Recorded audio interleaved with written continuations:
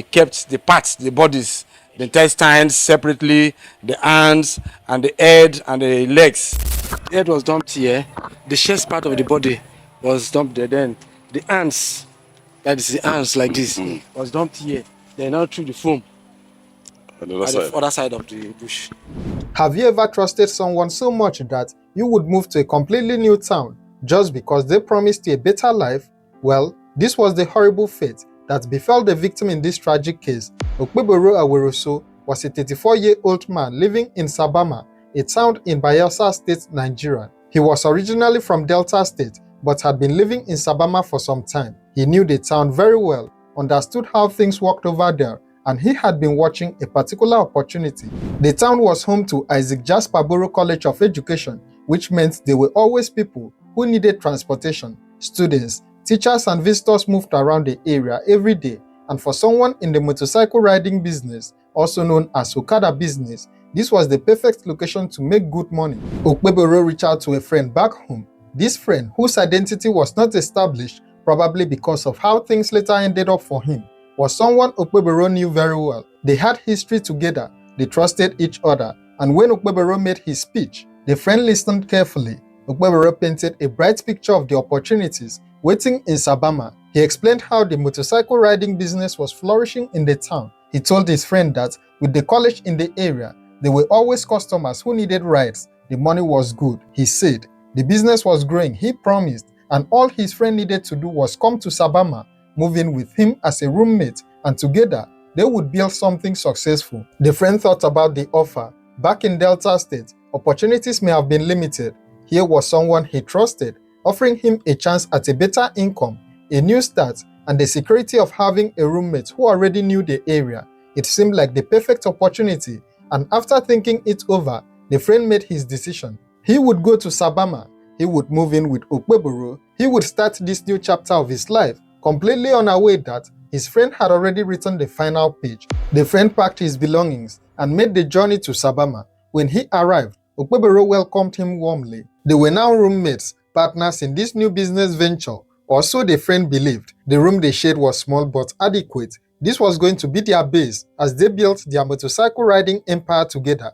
But Okpeboro had not invited his friend to Sabama just to help him. He had not made all these promises because he wanted to share his success. The entire invitation, the warm welcome, the talk of partnership and opportunity, all of it had been a carefully constructed lie. Okpeboro had brought his friend to Sabama for one reason only: to kill him. For 2 weeks, the friend lived in that room with Okpeboro, completely unaware of the danger he was in. But all the while, Okpeboro was waiting. He had a plan, and he was biding his time until the right moment came. The friend went about his days. He started working, building relationships with customers and neighbors, and feeling more settled in his new life. He had no idea that each day brought him closer to a very brutal end. After about 2 weeks, Okpeboro finally made his move. In the middle of the night, he picked up a pestle and attacked his sleeping friend on the head. The friend died in the attack, and piece by piece, Okpeboro cut apart the body of the man who had trusted him. He separated the vital organs carefully, preserving them for a specific purpose. These were not being preserved out of respect or for proper burial. Okpeboro had already made arrangements to sell these organs. He placed the rest of the body parts into separate sacks and prepared them for disposal. Very early the next morning, while most of the neighborhood was still asleep, Okpeboro began the work of covering up his crime. He took the sacks containing the body parts of his murdered friend and started disposing of them. He moved quietly, trying not to draw attention to himself as he carried his terrible cargo out of the room. But someone was watching. A neighbor happened to see Okpeboro that morning, moving about with sacks in the early hours. The neighbor's suspicion was aroused, but he did not confront Okpeboro at that moment. Instead, he waited and watched. Later that same day in the afternoon, the neighbor approached Okpeboro to ask about his roommate. Okpeboro had already prepared his story. He told the neighbor that his friend had traveled back to Delta State. Suddenly, there had been an urgent business transaction that required his immediate attention. It was a reasonable story. People travel for business all the time.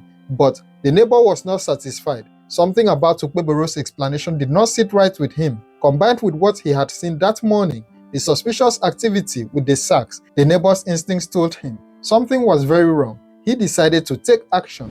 The neighbor insisted on seeing inside Okpebero's room. Okpebero tried to refuse, tried to keep him out, but the neighbor was determined. He forced his way into the room, and what he saw confirmed his worst fears. There were bloodstains everywhere. The neighbor knew immediately that Okpebero had done something horrible to his roommate. Without hesitation, he grabbed Okpebero and held him down. Okpebero tried to escape, tried to talk his way out of the situation, but the neighbor was not letting go. He called out for help, and soon the local vigilante group arrived on the scene. The vigilantes took control of the situation. They secured Okpebero and began questioning him about what had happened. With the evidence of blood all around them and the neighbor's testimony about the suspicious sacks, Okpebero knew he could not deny what he had done. Before the police even arrived, Okpebero had begun confessing to the vigilantes. He admitted that he had killed his roommate. He described how he had used a pestle to smash his friend's head in the middle of the night. He explained that after killing his friend, he had dismembered the body, but the most shocking part of his confession was what he revealed about why he had committed this terrible crime. Okpebero confessed that he had sold his friend's vital organs to a pastor. This pastor, who was located in Port Harcourt in Rivers State, had bought the organs for ritual purposes. The entire plan became clear. Okpebero had not invited his friend to Sabama to help him start a business. He had lured him there specifically to kill him and then sell his organs. The promise of the motorcycle riding business, the talk of opportunities, the offer of shared accommodation, all of it had been a trap right from time. His friend had walked into a death sentence, trusting the wrong person with his life. The vigilantes immediately contacted the police. Officers from the Sabama Police Division arrived and took Okpebero into custody. He was transported to the State Criminal Investigation Department in Yenagoa, the capital city of Bayelsa State, where he was held while a full investigation was conducted.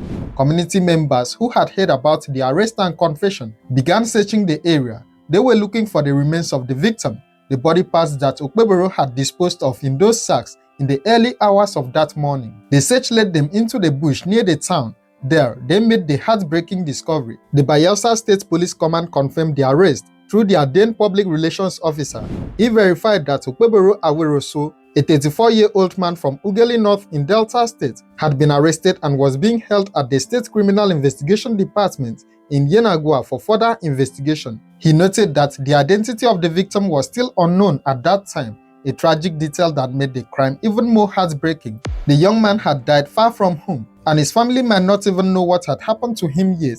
As the investigation continued, Okpebero faced some serious criminal charges. The charges against him included murder, which carries the death penalty. He may have also faced charges related to the dismemberment of the body, the illegal sale of human organs, and potentially other crimes related to the disposal of the body. There are no reports that the pastor who bought the organs was ever found or arrested. This shocking case reminds us to always be careful about whom we trust. What are your thoughts on this horrifying case? Share your opinions in the comments below, and don't forget to like, share, and subscribe to this channel for more true crime stories. Also, check out other interesting cases on our channel. Thank you for watching.